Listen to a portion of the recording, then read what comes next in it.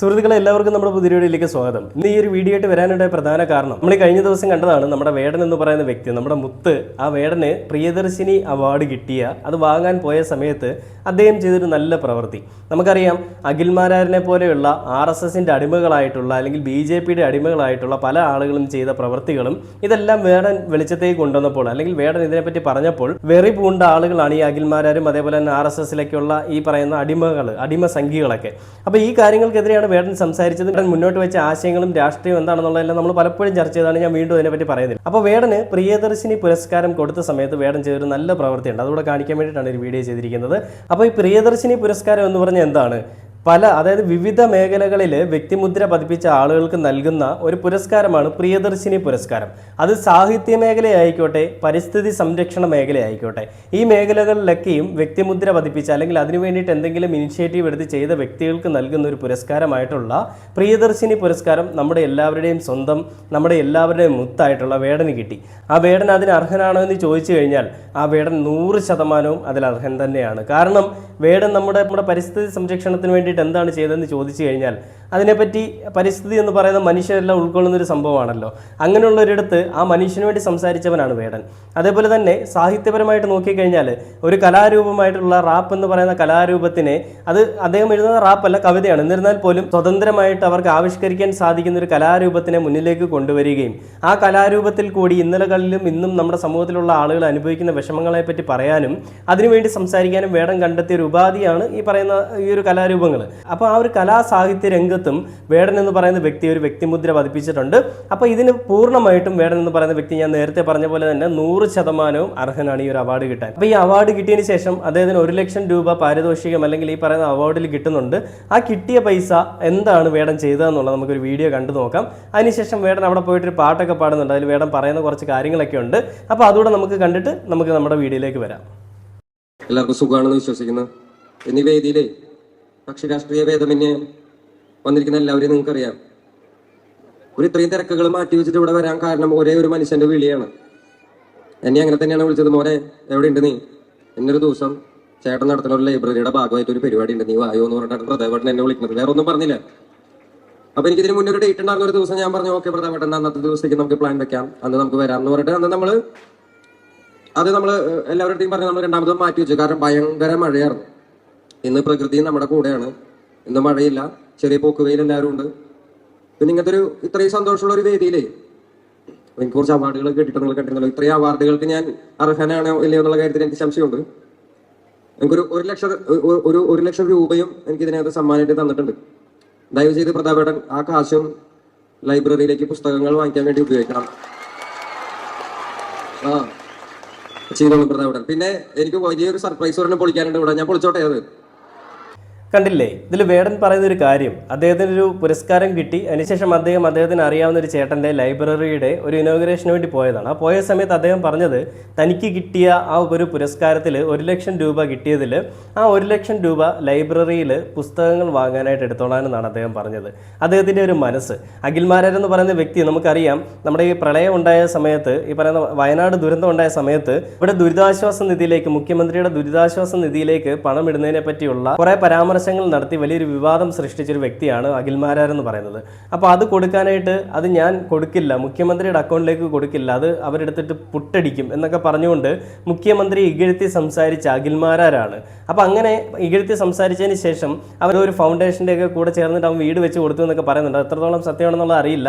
എന്നിട്ട് വലിയ പരാമർശങ്ങളും വലിയ പ്രസ്താവനകളൊക്കെയാണ്. വേടൻ എന്താണ് ചെയ്യുന്നത്? അപ്പം പല അവതാരകരൊക്കെ ചോദിക്കുന്നുണ്ട്, വേടൻ ചെയ്യുന്നത് മറ്റുള്ളവരോട് പറയാത്തതാണെങ്കിലോ എന്നൊക്കെ ചോദിക്കുന്നുണ്ട്. അപ്പോൾ അഖിൽമാരെ പറഞ്ഞു വരുത്താൻ ശ്രമിക്കുന്നത് വേടൻ അങ്ങനെയൊന്നും ചെയ്യുന്നില്ല. വേടൻ അങ്ങനെ ഒരു വ്യക്തിയല്ല. വേടൻ ചുമ്മാ വെറുതെ എന്തൊക്കെയോ സമൂഹത്തിൽ വന്നിട്ട് ജാതി പറഞ്ഞുകൊണ്ട് അതിൽ നിന്ന് കാശുണ്ടാക്കാൻ ശ്രമിക്കുന്ന ഒരു വ്യക്തിയാണ്. സമൂഹത്തിന് വേണ്ടിയിട്ട് ഒന്നും ചെയ്യുന്നില്ല എന്നൊക്കെയാണ്.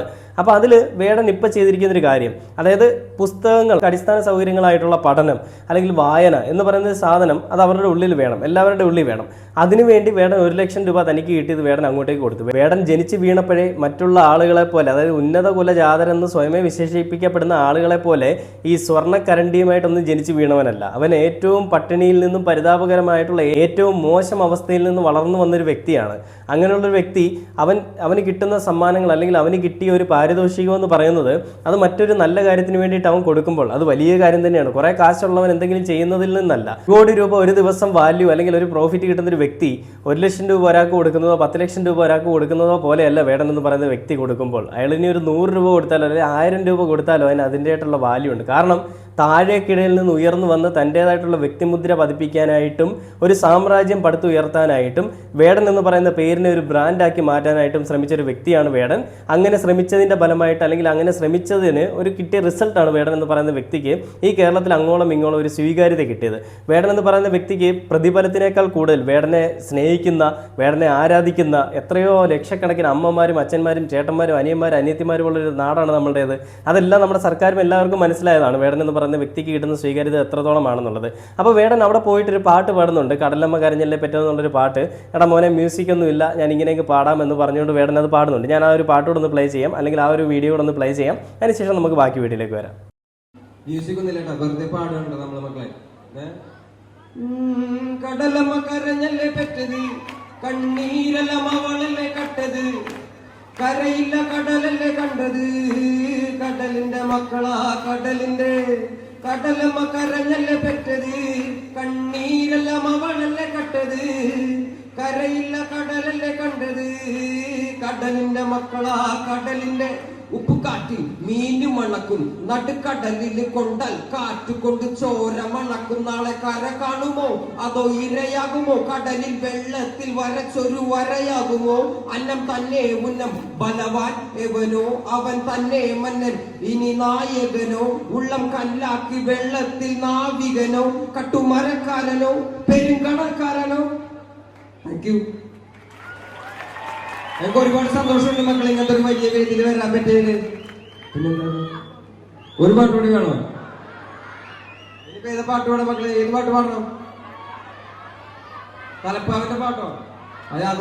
അതാ ഈണമില്ലാതെ പാടാൻ പറ്റില്ല. ഞാൻ ആ വരി മാത്രം പറഞ്ഞു കളയാം. നിങ്ങൾക്ക് എല്ലാവർക്കും അറിയാലോ, ഉത്തമരെല്ലാരും കല്ലെറിഞ്ഞ് ആ കല്ലുകൊണ്ട് എന്റെ മുഖം മുറിഞ്ഞ് ആ കല്ലു പെറുക്കി ഞാൻ പാത വിരിച്ചതിൽ വില്ലുവണ്ടി ഏറി പായുമ്പോൾ എന്റെ തലപ്പാവിനെന്ത് തിളക്കം, എന്റെ തലപ്പാവിനെന്ത് തിളക്കം.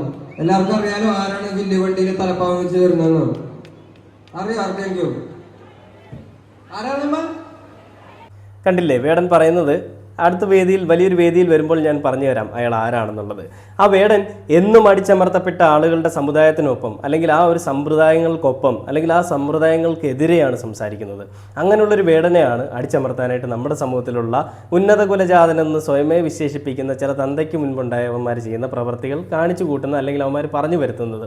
നിങ്ങൾ എത്ര കണ്ട് പരിശ്രമിച്ചാലും വേടൻ എന്ന് പറയുന്ന വ്യക്തിയുടെ ആദർശത്തെ അടിച്ചമർത്താനോ വേടൻ എന്ന് പറയുന്ന വ്യക്തി ഈ ഒരു സമൂഹത്തിൽ നിന്ന് തുടച്ചു മാറ്റാനോ നീയൊന്നും ആയിട്ടില്ല. അതിന് നീയൊക്കെ ഇനിയും വളരണം, അല്ലെങ്കിൽ ഇനിയും നീയൊക്കെ ജനിക്കണം. അതിനുള്ള തണ്ടും തൻ്റെടോ ആണത്തോ ഒന്നും നിനക്കൊന്നും ഇതുവരെ ആയിട്ടില്ല. ആ വേടൻ മുന്നോട്ട് വെക്കുന്ന ആശയങ്ങളും രാഷ്ട്രീയങ്ങളും എല്ലാം നമ്മുടെ കേരളത്തിലെ എല്ലാ ജനങ്ങൾക്കും അറിയാം.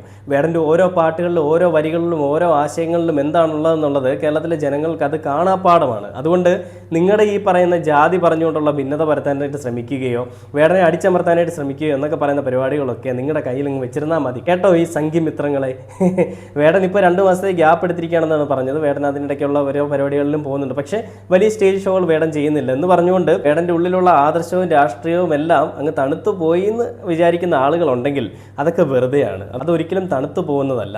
അങ്ങനെ തണുക്കാനായിട്ട് കേരളത്തിലെ ജനങ്ങൾ അനുവദിക്കത്തുമില്ല. വേടൻ ഇനിയും കത്തിക്കയറി തന്നെ വരും. ഇതിനിടയിൽ വിഷമിക്കുന്ന അല്ലെങ്കിൽ അതിനിടയിൽ കുരു പൊട്ടുന്ന ആളുകൾ അങ്ങനെ പൊട്ടിക്കൊണ്ടിരിക്കുന്നത് ഒരു സ്വാഭാവികമായിട്ടുള്ളൊരു കാര്യം തന്നെയാണ്. അത് നടക്കുക തന്നെ ചെയ്യാതെ ഒരു സൈഡിൽ കൂടെ പോകും. പക്ഷേ വേടൻ കത്തിക്കയറി വരുന്നത് തുടരുക തന്നെ ചെയ്യും. അപ്പോൾ എന്താണ് വേടൻ മുന്നോട്ട് വെക്കുന്ന കാര്യങ്ങളെന്നും വേടൻ്റെ നിലപാട് എന്താണെന്നുള്ളത് നമുക്ക് എല്ലാവർക്കും അറിയാം. ഞാൻ വീണ്ടും വീണ്ടും അത് പ്രത്യേകിച്ച് പറയേണ്ട ആവശ്യമില്ല.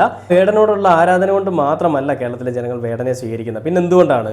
വേടൻ മുന്നോട്ട് വെക്കുന്ന ആശയങ്ങൾ എന്തുകൊണ്ടാണെന്നുള്ളത് മനസ്സിലായതുകൊണ്ടാണ്. ആ ആശയങ്ങളിൽ അല്ലെങ്കിൽ ആ കാര്യങ്ങളിലെല്ലാം എല്ലാ ജനങ്ങളും, കേരളത്തിലെ എല്ലാ ജനങ്ങളും സ്വയമേയാണ് ചിന്തിക്കുന്നത്. ഞാൻ ഇതാണല്ലോ അനുഭവിക്കുന്നത്, അല്ലെങ്കിൽ എനിക്കിതാണല്ലോ നേരിടേണ്ടി വരുന്നത്, അല്ലെങ്കിൽ നേരിട്ടത് ഇതൊക്കെയാണല്ലോ. അതിനുവേണ്ടി സംസാരിക്കാനായിട്ടാണല്ലോ നമ്മുടെ വേടൻ എന്ന് പറയുന്ന കുഞ്ഞനുജൻ നിൽക്കുന്നത്. അങ്ങനെ മനസ്സിലാക്കുന്ന ആളുകളാണ് വേടനെ ചേർത്ത് പിടിക്കുന്നത്. അങ്ങനെ ചേർത്ത് പിടിക്കുന്ന ആളുകളെന്ന് പറയുമ്പോൾ, അങ്ങനെ ചിന്തിക്കുന്ന ആളുകളെന്ന് പറയുമ്പോൾ നമ്മുടെ സമൂഹത്തിൽ നല്ലൊരു ശതമാനം ആളുകളും ഇന്നും അടിച്ചമർത്തലുകളും അടിമപ്പെടലിനും എല്ലാം ഇരയാക്കപ്പെടുന്നവർ തന്നെയാണ്. അങ്ങനെയുള്ളവർ വേടനെ അനുകൂലിക്കുമ്പോൾ അതിൽ കുരു പൊട്ടിയിട്ടോ അതിൽ മനോവിഷമം ഉണ്ടായിട്ടോ ഒരു കാര്യമില്ല, ഒരു കോപ്പുമില്ല, ആരും മൈൻഡ് ചെയ്യാൻ പോകുന്നില്ല. എന്തായാലും ഇനിയും വേടൻ അടിച്ചു കയറി വരും. വേടാ വാടാ.